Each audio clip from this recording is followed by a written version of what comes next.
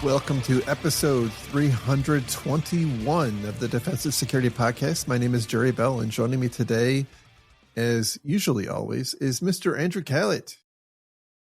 Good afternoon or evening or morning, as the case may be, Jerry. Sorry, I was not able to make the last show. We can talk a little bit about that when we get into it. But I'm here today, and all good, and that's all that matters. Hey, welcome back. I feel like I let you and the listener, all three of them, down, and I'm trying to make it up.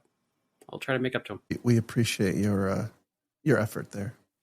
Sounds good. So just before we go any further, a reminder that the thoughts and opinions we express on the show are ours and not those of our employers. A special continued thank you to our Patreon sponsors. Thank you so much. Definitely appreciate you.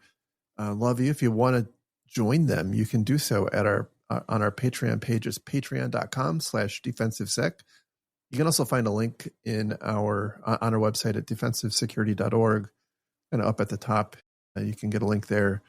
Just as a reminder, the Patreon sponsors get episodes about a week early. So that is our way of saying thank you. Also, I want to make another call out because, we are actually trying to go for those big Joe Rogan bucks, but we're trying to do it on the cheap and without cramming your ears with.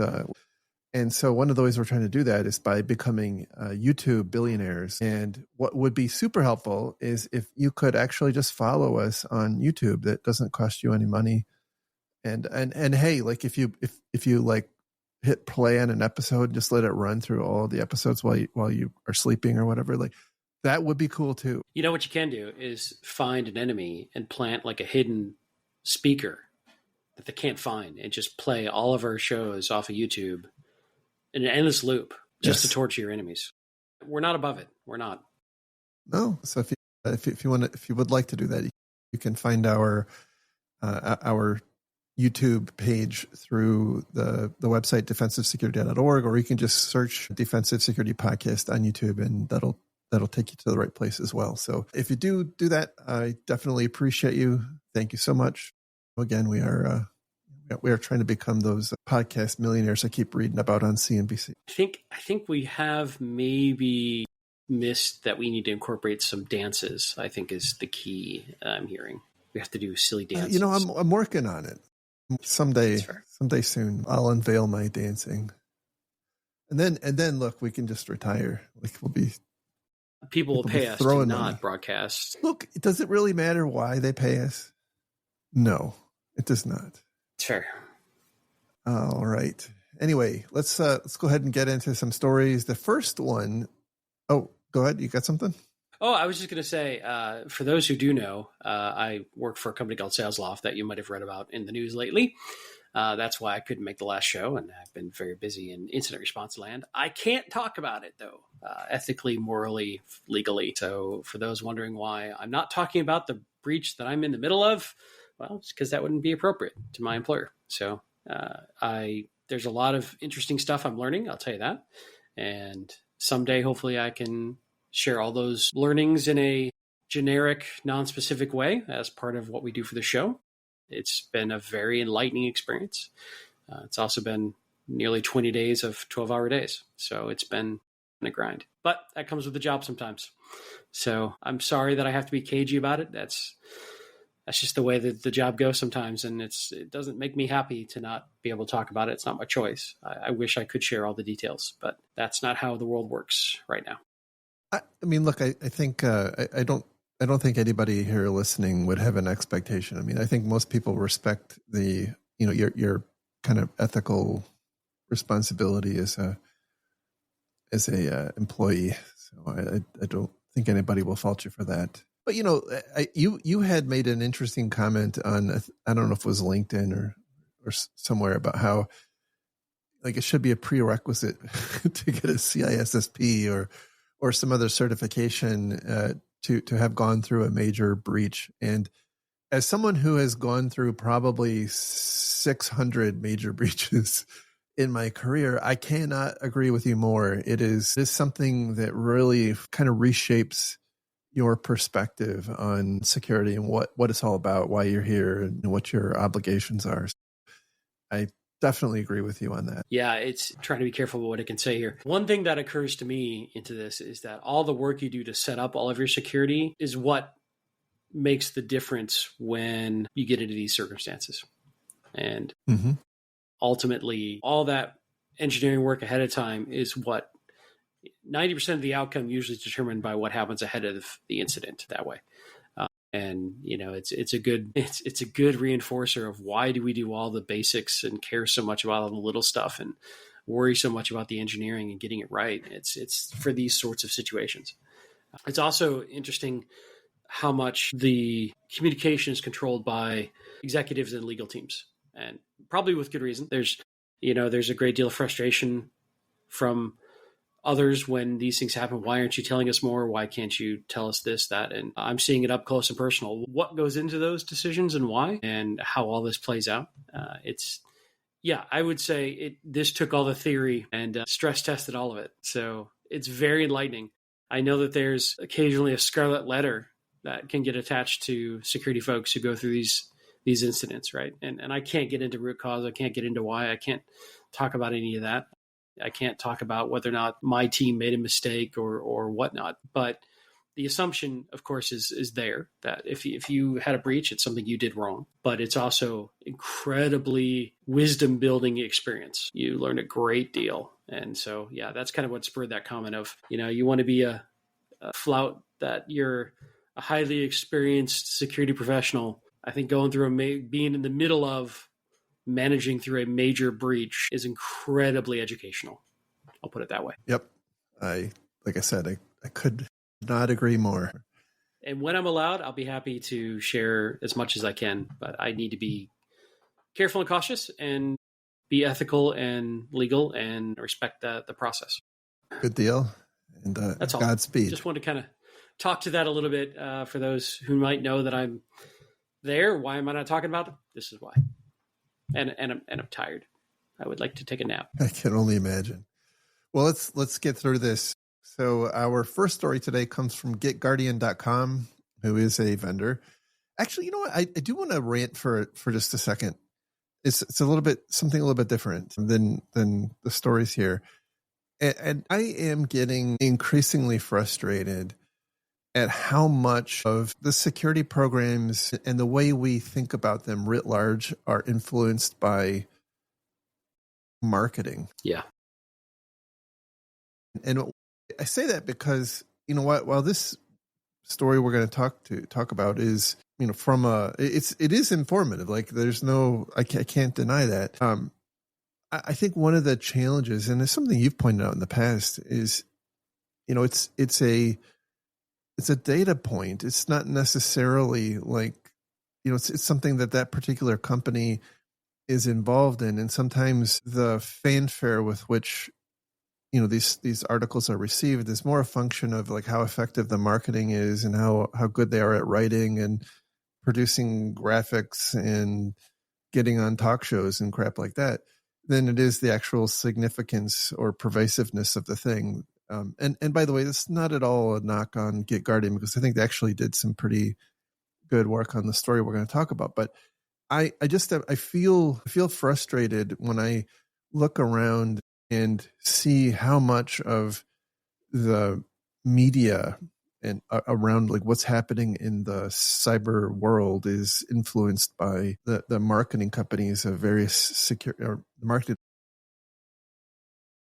And it gives you the impression of severity and importance based on how much media coverage it has, which is not a good barometer of technical risk at all. Right. And just to carry on that point, there are an increasing number of news outlets. And so perhaps your perception of the significance of a story will be skewed based on how many of those news outlets are carrying the same story. But, the reality is a lot of times when you look at it, it's the same story. Like it's the same, they're all referencing the same source material, and each of those media outlets is made some sort of a value decision that, hey, like this is something that we think will get us some clicks, and so we're going to post it on our, on our site, or it's, intellectually interesting to one of their authors or what have you. Yeah.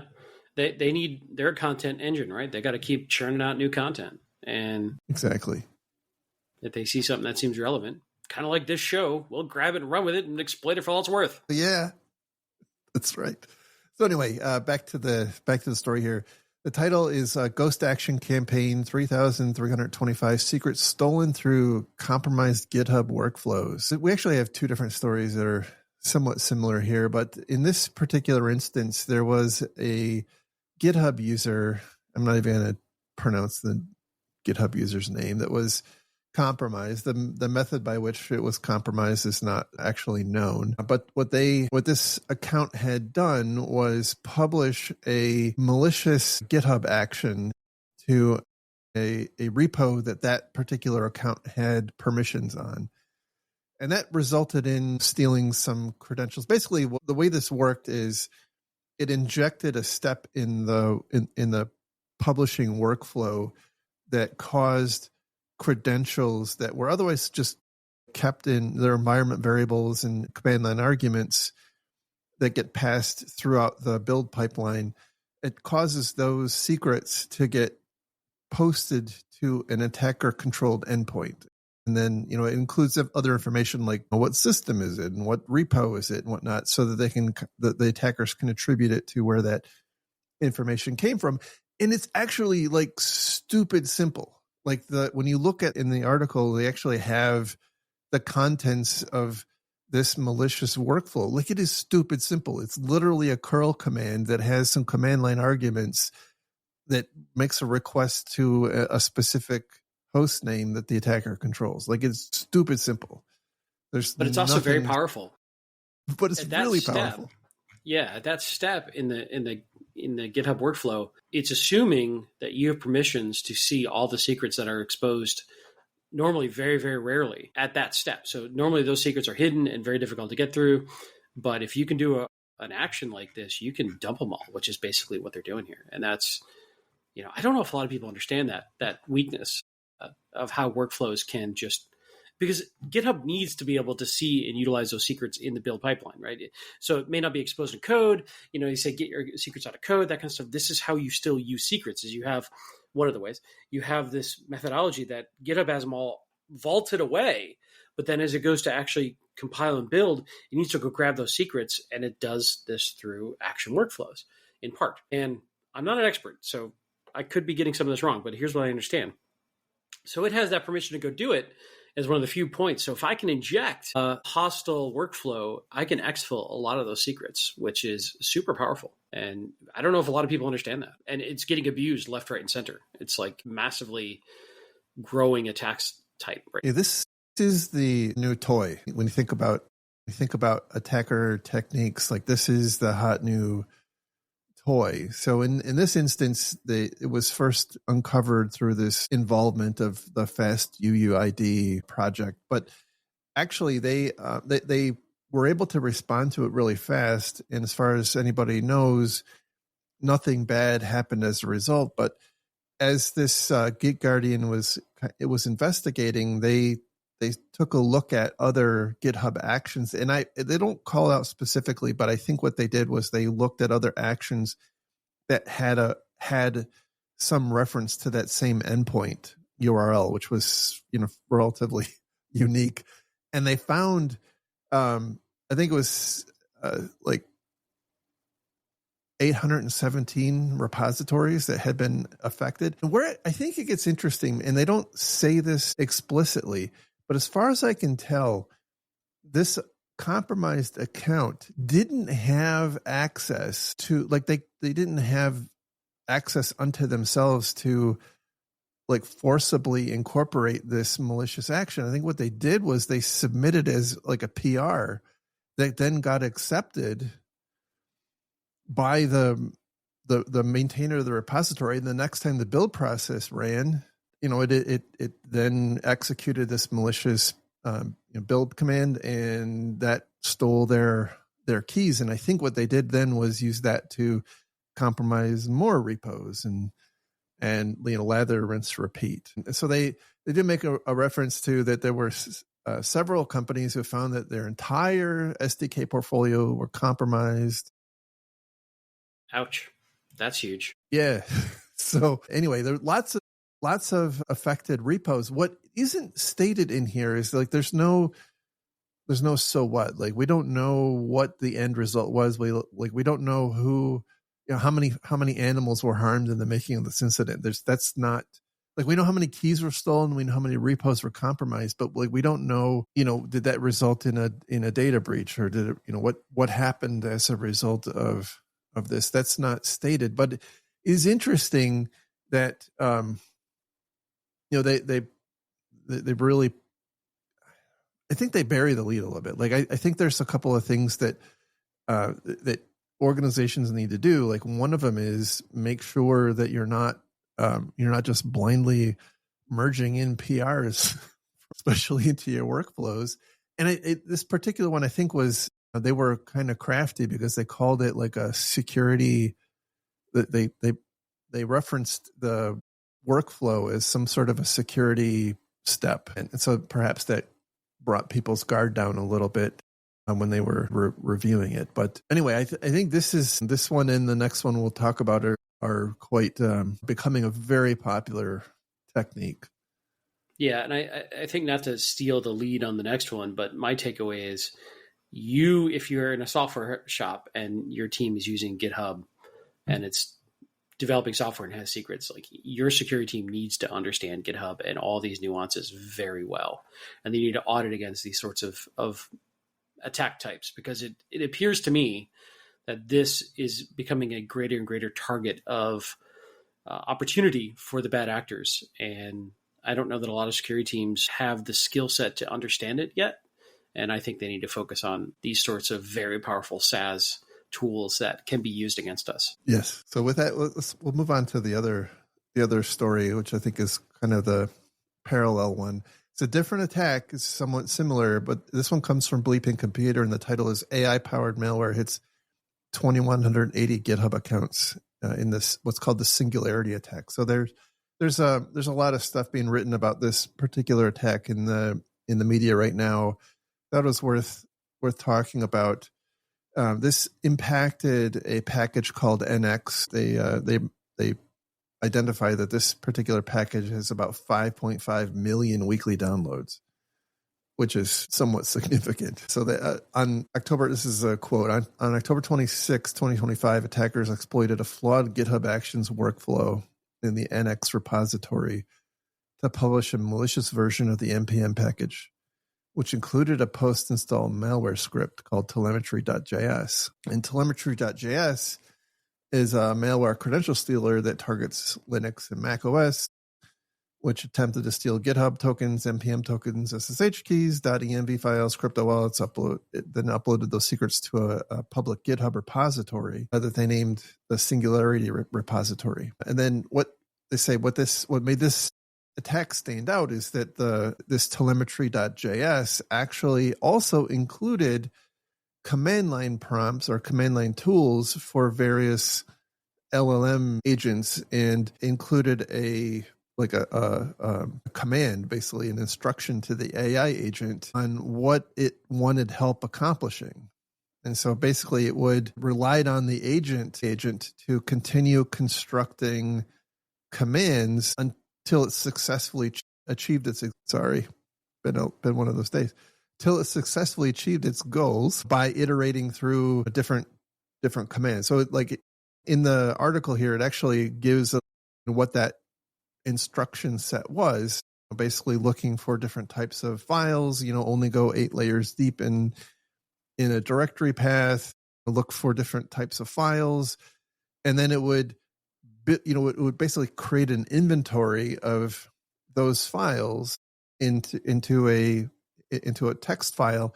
And then that text file would be used to iteratively exfiltrate the contents to the attacker via uploading it to a GitHub repository, which is actually pretty clever, unto itself, because they're, I think what they're doing is they're doing like a GitHub check-in or Git check-in on the files to GitHub. And so if you were looking at network traffic or behavior, you would see GitHub, like normal GitHub file check-ins. GitHub doing GitHub things. GitHub's doing GitHub things. It's just to recording files that it has no business touching to a repo that they don't control. Now, what happens next, I found really quite stunning, because unlike the last story, we didn't really know what they were up to. But in this particular one, what they did was they used the credentials that they were stealing to in turn go through repositories that these credentials had access to and turn them public. So the private they were taking private repositories and making them public, so anybody could download the contents.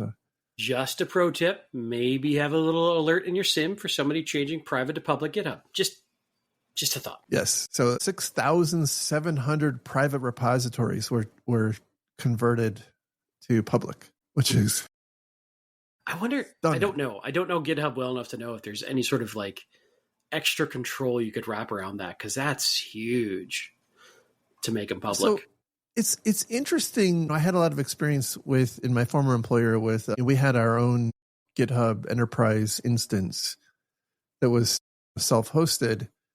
And in that instance, you couldn't actually, as I recall, you couldn't take a private repo and make it public. Like, it wasn't possible to do. And so maybe that's you can only set that at the time of creation of the repo? You could take a public repo and make it private, but you couldn't go the other way. So how? Okay. I think this is on GitHub.com, and whereas I was on GitHub.ibm.com is an example. Gotcha. Funky.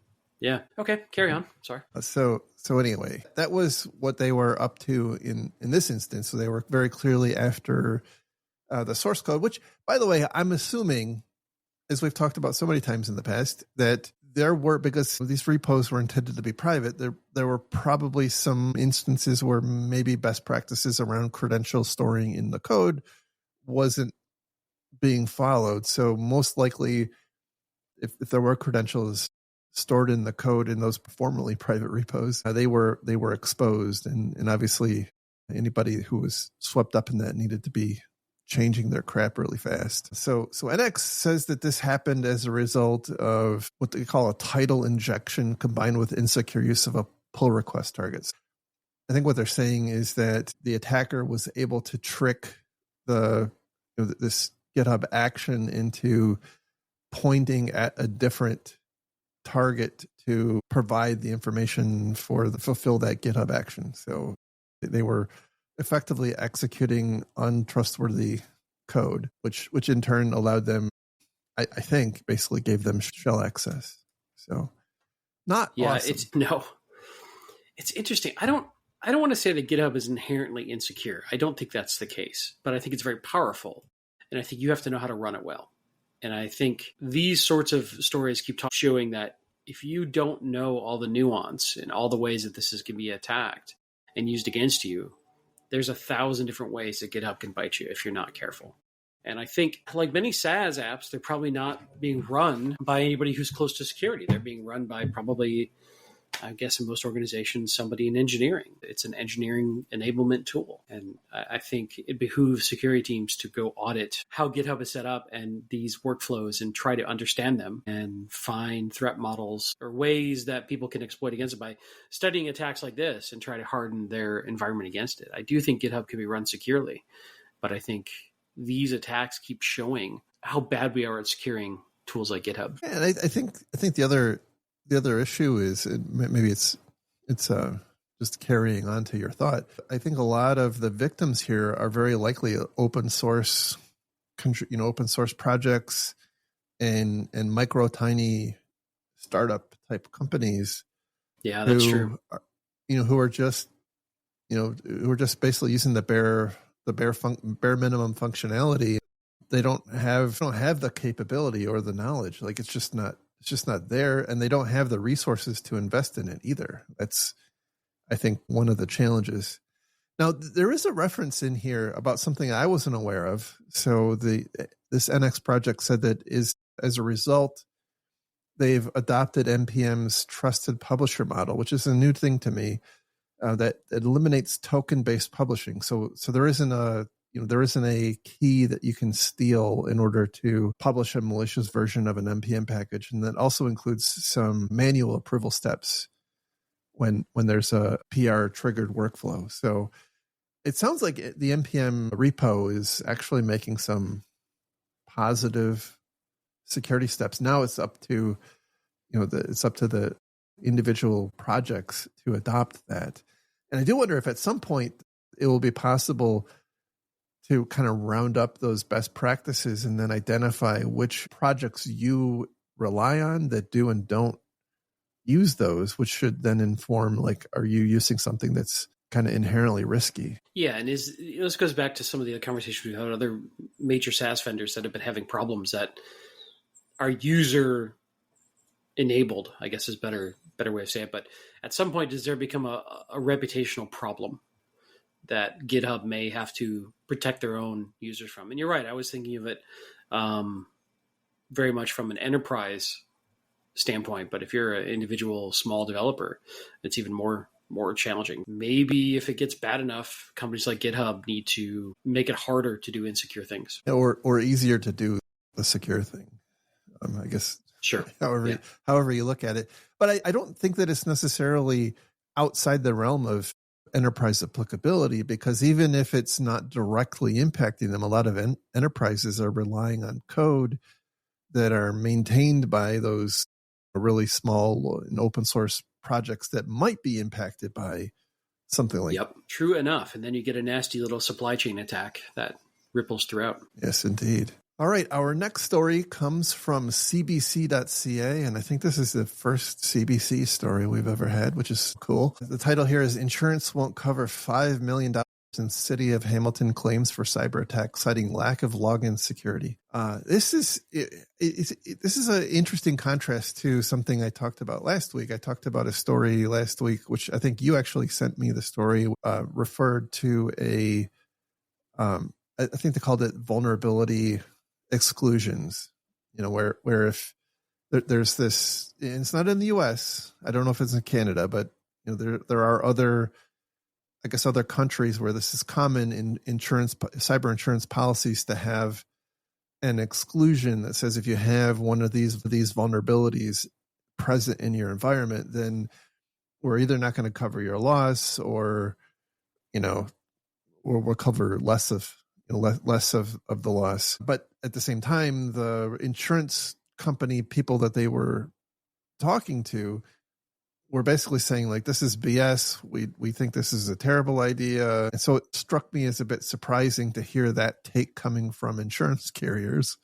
that they thought this was a bad move. But here we have a case like this is actually happening real time, where the cyber insurance policy for this city in Canada has said that they've apparently in their policy explicitly says that they will not cover a breach when there's no two-factor authentication in place. And then they went further to say that it was the lack of multi-factor authentication that was the root cause of the breach, and therefore they're not going to pay for any of it. That's got to be frustrating. Now, the city of Hamilton also argues against it, that the lack of MFA was the root cause. But hey, who knows? Maybe he said, she said sort of situation. But it's really interesting that these cyber insurance companies are basically outlining a floor of best practices that must be maintained, or they're not going to cover you. Which, to some extent, you can't blame them, because otherwise you're kind of just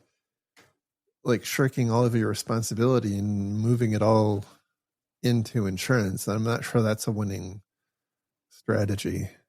But like in this instance, it kind of bit them on the rear end. Now, what I find interesting was that when they signed the policy, it's not like this was some buried thing that nobody knew about. Like they knew that this policy had that requirement, and so they started piloting and doing small scale deployments of multi-factor inside the city, they just, that those pilots started just before the actual breach, which happened at the beginning of 2024. But they did interview, it was a contractor. It was I think it was part of their incident response contractor who said that they've heard that there was major resistance from people in the city of Hamilton from adopting multi-factor authentication. And look, this is one of those things that the security is always excessive and inconvenient until it's not enough.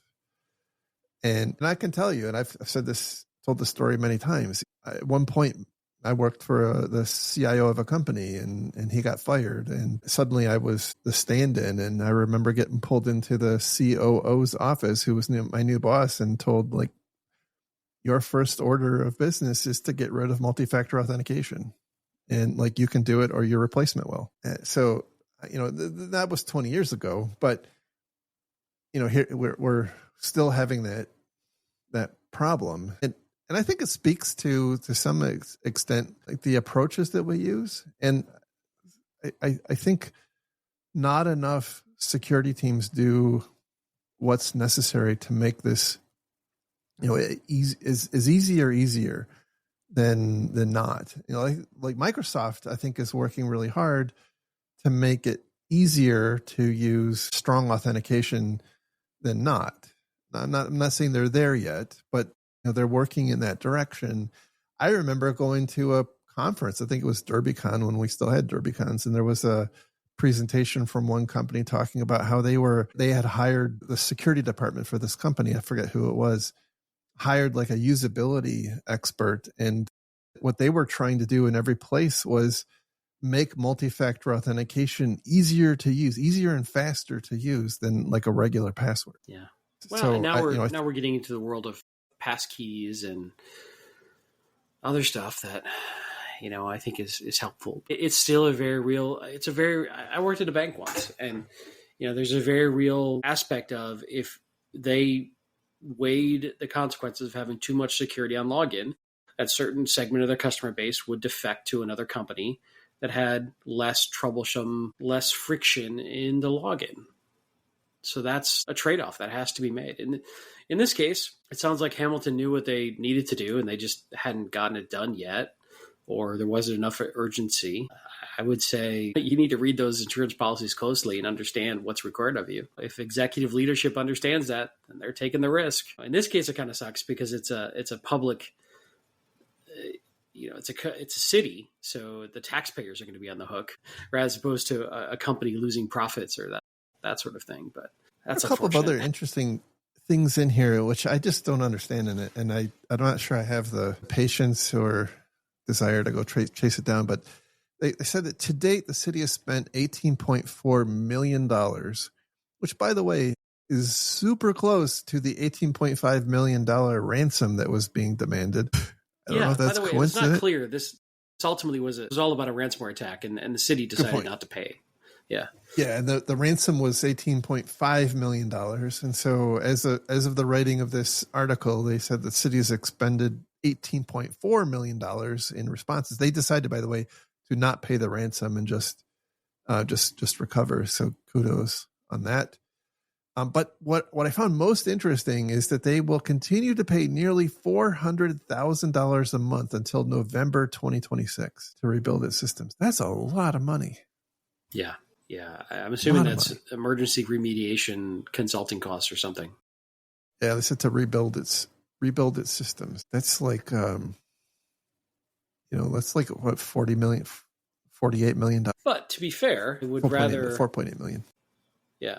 I would rather it's a tough thing to decide, but I agree with not paying the ransom if you can, right? I'm not one to be completely militaristic in that view. Now, there may be situations where it's in your best interest, and I'm not one to say you should never, ever, ever do it. But if you could avoid it, I'd rather you spend that $18.4 million on recovery, or $18.5 on recovery and staff, than send it to a threat actor or some sort of cyber criminal gang. That's for sure. Yeah, who's just going to turn around and use it to do more of these attacks? Look, they're fueling the economy for their IT consultants in the area. I mean, come on. That's How is that not noble? That's very true. I would say, like, even if you do pay, and I understand that there are instances where like you have to pay, but I would say that even if you do pay, you still need to go through that process. Like, so even if you did pay, perhaps it allows you to get back up and running faster. But at the end of the day, you really should be still spending that. I think what will end up being like 20 or 20, somewhere around $23 million to rebuild your environment, because how can you trust it? Yeah, I would agree. Like, somehow that breach still happened. And once they're in, how do you trust any of it? Exactly. Much less, understanding and evicting and closing the initial avenue for the breach, which according to the cyber insurance company was lack of MFA, but the city of Hamilton says other things. Yeah, but as any forensic investigator will tell you, like, the opportunities, especially in an environment of any particular scale, the opportunities for persistence are just exceptionally large. And the only real way you can get a level of confidence that they're gone is just to rebuild. All right. True enough. The next story we have comes also from Bleeping Computer, and the title here is 6 browser-based attacks all security teams should be ready for in 2025. Now that 2025 is like in the waning days. Good timing.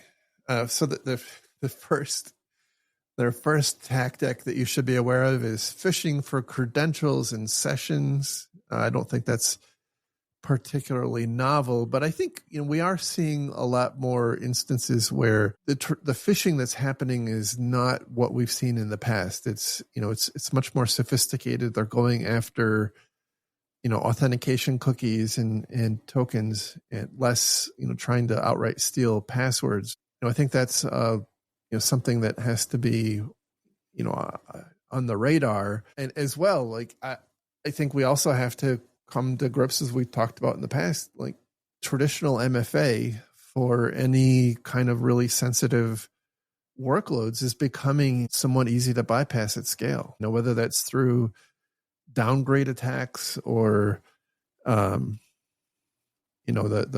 proxy authentication proxies. There's lots of opportunities for the bad guys who have some kind of strong enough financial incentive to to even overcome TOTP and that kind of pedestrian type multi-factor authentication. Still better than nothing. Yep. Don't misunderstand. The next tactic they have, which I think doesn't get enough discussion in the industry, is this what's called ClickFix. And hopefully everybody knows what ClickFix. I don't think we've actually talked about it on this. I don't know if we have either, honestly. So ClickFix, for those who aren't aware, is a fancy social engineering tactic.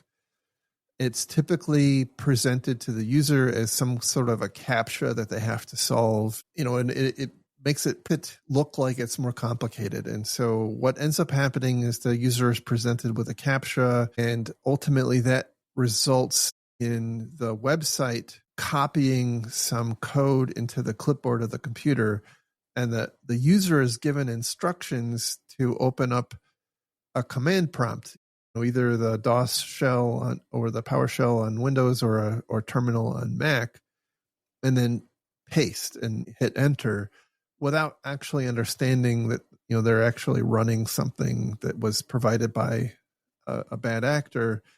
And then that does it can do a variety of things. It can download more malware, it can exfiltrate passwords, lots of kind of the sky's the limit. Whatever you can imagine is what can be done in that context. So this one, I think is something. Again, I've been super hard on security awareness training. Like, I think this is one of those ones that I'm not sure there's a lot of people who understand, like laypersons who understand that this is an emerging attack technique. So this is one that I would put into a security awareness training. And, they do point out some things that can be done to stop this, which is difficult because they point out like the specific code that is copied into the clipboard can be changed. And so it can be very difficult for endpoint detection to pick up on it. But What you can reliably pick up on is a website injecting something into the clipboard. Like that should be that should be a trigger that you look for in your SIM or your EDR console. It's interestingly frustrating that a browser can copy something into a clipboard, but yes. But yeah, I agree. This looks, for a lot of people who aren't super savvy and live and breathe this stuff all day, this looks like just another type of verification stuff that changes all the time. It's just a different thing that I don't understand, but I have to do to get this thing done. So I'm just going to do it like I've been trained to do. So it's effective. Standing in my way. I've got to get past it. Yeah. Yeah. So it looks clever. It looks complicated, but it looks credible and like something else. So I think you're right. It is one of raising awareness. And it's still, though, yet another way to trick people into doing something. And it's powerful. If I can get you to run something in the command line, I can do almost anything. Next is malicious OAuth integrations. And this is most recently been a big, commonly used, I guess, in a lot of the Salesforce attacks where somebody will call up and pretend to be from IT or from a vendor or from Salesforce.com or, what variety of different lures.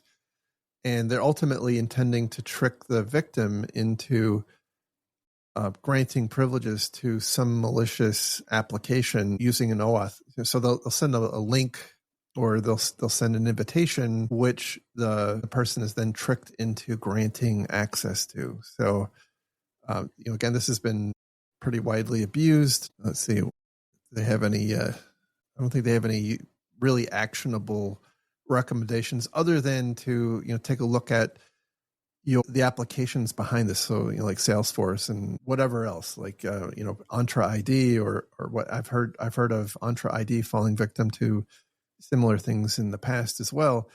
But looking into what capabilities the SaaS application you have to mitigate this this type of attack, and whether that's like, I think in Entra ID you can apply like geography-based restrictions or risk-based restrictions that will kind of add additional steps, authentication steps.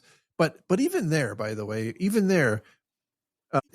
the way this is happening is by a person being tricked, even if they are presented with an additional challenge, there's nothing to say that person, the attacker, can't go back and get past that additional check. So this one concerns me, and this is yet another one that I think needs to be included in awareness training for people to understand that when you are presented like with these things, you can be granting access to malicious stuff. And I don't know that people, like the layperson, has any conception that this is even a thing. The other option you have is not give the average employee the ability to approve any new OAuth. Mm-hmm. But that, again, adds friction and slows things down, and people want to be able to get their job done. But if you could have some sort of process to approve these, it has to come through some sort of centralized IT and security review. There's a good chance you could stop a lot of this, but it would slow things down. You've got to be willing to have that sort of disruption to your business process to add that third-party sanity check over what somebody's trying to do. The next one is one I haven't heard about in like 10 years, but I guess it's still banging around as a concern, and that is malicious browser extensions. It seems like that fire under, was it Centralia, Ohio? Like every now and then just like starts burning again. Yeah, it's common. Like I see it. It's Pennsylvania, not Ohio. So what? I mean, they're right next door. Like whatever. Yeah, fire spread. That's right. And by the way, I've since learned that is not the only one, and it's probably not even the big one. There's like hundreds of those things around the world.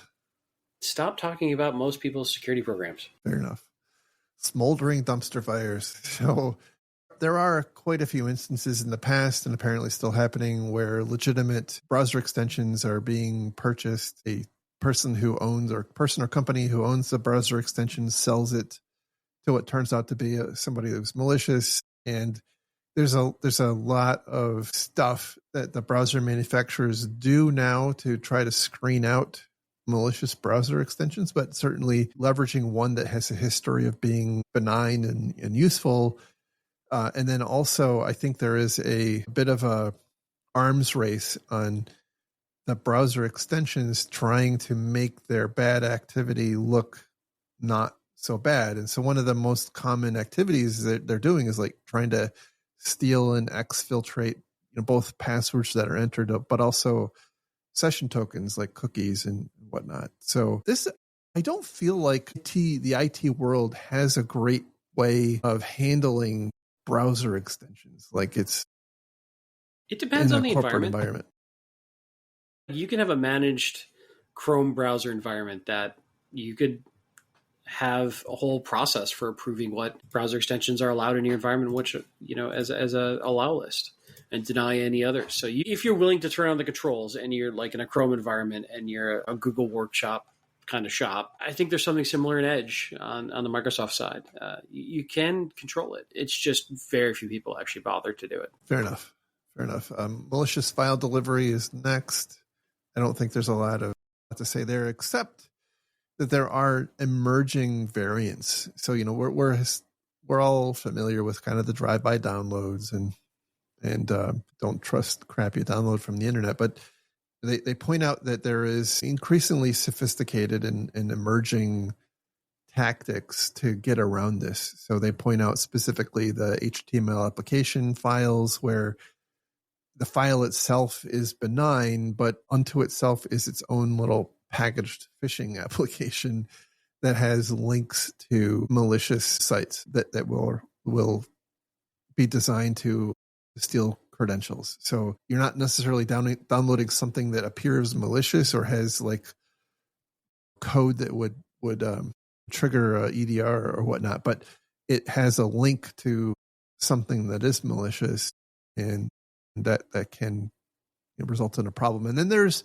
a very recent trend about weaponizing SVG files, which SVG files are basically little packaged XML files. And so you can imagine that there's probably lots of creative ways to abuse those. And then stolen credentials and MFA gaps. I think we've talked about this quite a lot. They point out that there can be gaps when you have a lot of work, especially at an enterprise, you are authenticating applications against your single sign-on. And in certain instances, and I've actually seen this, there are certain instances where you can leverage a login in such a way that it doesn't make a call into the SSO provider. So you just have to watch out for that. And I think that's going to be very specific to the application. What do you mean? Can you expand on that a bit? So if the application, for whatever reason, becomes temporarily disconnected from the identity provider, depending on how that application's authentication fails, and I have seen this happen in the past where you can basically log in without a password. So it fails open, basically. Fails open. Wow. Yeah. That's not ideal. Not recommended. Not ideal, but no. It should be. I would love to say that it's rare. And I think they call them ghost logins, but it can happen. What isn't included in here, I guess, is just like browser scraping from credential stealing malware. I think everybody knows that I run this infosec.exchange Mastodon server, and I run a bunch of others as well. And there's like, over the years, there's been like 90,000 people have signed up. They're not all still active, but it's been around for going on 9 years. And recently, one of the cybersecurity companies was performing an investigation, and they came across the command and control host of a credential stealing malware that sat on workstations and monitored for people entering usernames and passwords. And so it would record like the username, the site name, the URL, the username, password, and other telemetry about it. And so they contacted me to let me know that, hey, like several hundred of your users are on this list. And like it was stored, it's not like they were stolen out of a password manager and like that. Like these were scraped from people entering them into their browsers. So I think that's been a problem for a very long time, but it continues to be a problem. So that's the 6. One thing I'll point out, by the way, is that this article was provided by a vendor who sells you a nice shiny blinky tool that protects against all these things. Absolutely. So I mean, take it with a grain of salt. Would you expect any less? Yeah, they're defining the problem as the problem they can solve. So not necessarily the problem you have. But I mean, the real world attacks. Don't get me wrong, and these are out there in the world, and nobody's paying us to shill for the person who read this article. But I mean, they could. That last one resonated with me when I read it because I'm like, you know what? Like I've had some recent experience with that. Fair enough. You were triggered. Are you saying you were triggered? I was triggered, and my availability bias was kicking in. Maybe you should just look at your massive Mastodon instance as just a huge honeypot to just profile bad guy behavior. And how are you writing papers to give back? That's my question. You should be publishing all these things back out and you're not. So you know what? Who's the real bad guy here, Jerry? I'll go feel bad now. All right. And you can tell which website I spent a lot of time on this week. This one also comes from Bleeping Computer, and the title here is "Hackers Use New Hexstrike AI Tool to Rapidly Exploit." Look, we've got hackers, AI, and end-day flaws. How is this not clickbait? Just like all the above. Yes, this comes from Checkpoint. It's a blog post from Checkpoint, and so there's this tool called Hexstrike AI, which is an open source tool. You can find it on GitHub. I'm sure it's not been compromised. There's probably been no npm attacks. I'm sure it's intended to help enable and automate, describe it as red team type activities. But it has, as with one of the previous stories we talked about, it has features, and I'm quoting from the article, Hexstrike's AI client features a retry logic and recovery handling to mitigate the effects of failures in any individual step on its complex operations. Instead, it automatically retries or adjusts its configuration until the operation completes successfully. So you basically can point it at a system that has a vulnerability, which obviously you can automate that process too by just having a key to Shodan and pointing this at a list of known vulnerable hosts with some instructions on what you want it to accomplish, and it will continue trying and trying again until it succeeds. But kind of like my early attempts at dating. Just keep trying different things until something works. Just keep trying. And it eventually worked, right? You got married and Emily's awesome. So anyway, this is not like just developing net new things, right? This is not identifying new vulnerabilities or new exploit techniques. What this is doing is orchestrating other red team tools like that you would find in Kali Linux. It knows what they're capable of. It knows what the basically has some conception of what the vulnerabilities are and has the ability to go look up exploit code and leverage the various tools in things like Kali to go off and exploit a system. And so what this report is talking about is they've seen this tool being used by bad guys to go off and in particular attack the Citrix NetScaler, which has a vulnerability a week, right? This not a huge surprise. But what is novel here is that we're seeing this particular tool, which would allow somebody who's maybe not as experienced of an actor to go off and run these exploits and at scale. And so I think that's what I am most concerned about here. And they point out, which I think is a fair point at the bottom of the article. They point out that although speedy patching remains crucial, the paradigm shift brought by AI-powered attack frameworks makes it even more important to maintain a strong and holistic security stance, which I think is basically saying if you're relying on your obscurity and just the relative low likelihood of somebody actually exploiting a vulnerability, that is becoming less of something you can rely on because the capabilities of many actors going off and exploiting vulnerabilities is on the increase because it's opening up a world to new actors who may not have previously had the level of sophistication to do it. And so I do wonder, by the way, over time, as we've seen in the past, we've seen metrics about how many vulnerabilities are exploited in the wild. And it's relatively low. Like I don't remember offhand, but I think it's like 1%.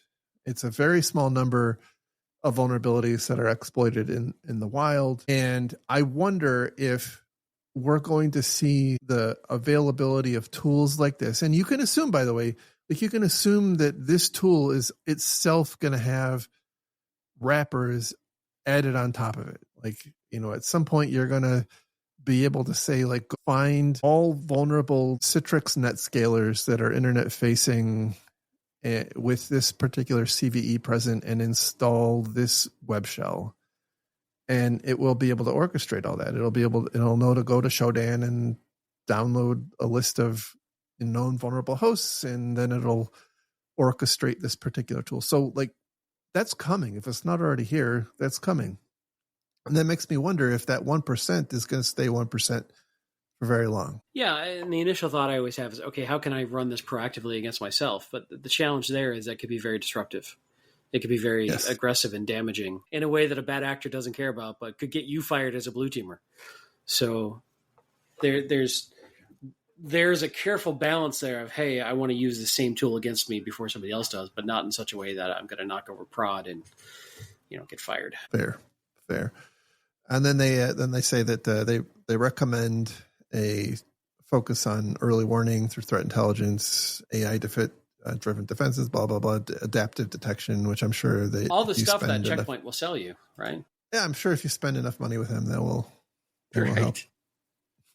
help solve your problems. Yes. Which as I talked about last time, security leaders and business executives have basically adopted the stance that AI is better than humans anyway. So why not? Right. It is an interesting world we're living in at the moment. Why not? Just have Grammarly run your SOC. Hey, at least all your emails will be spelled properly. Look at the grammar on those events. Holy crap. That's amazing. It'll be very polite Oxford and well. Commas.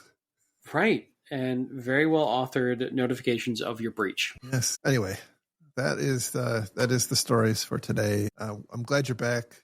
It was very awkward doing this by myself. I'm sorry if I seem a little tired. I am tired. So I don't have the same level of energy I normally have on the show, but we'll get through it. And so, that's why they make coffee.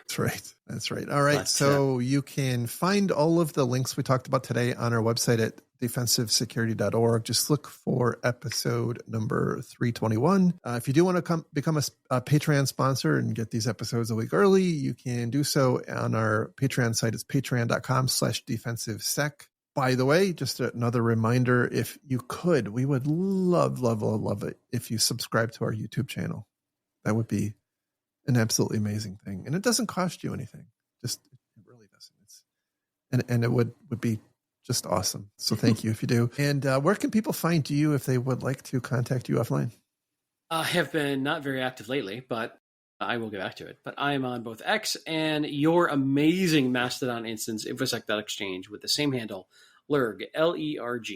Awesome. You can find me on infosec.exchanges at Jerry at infosec.exchange. With that, we will talk again, hopefully next week. Take care.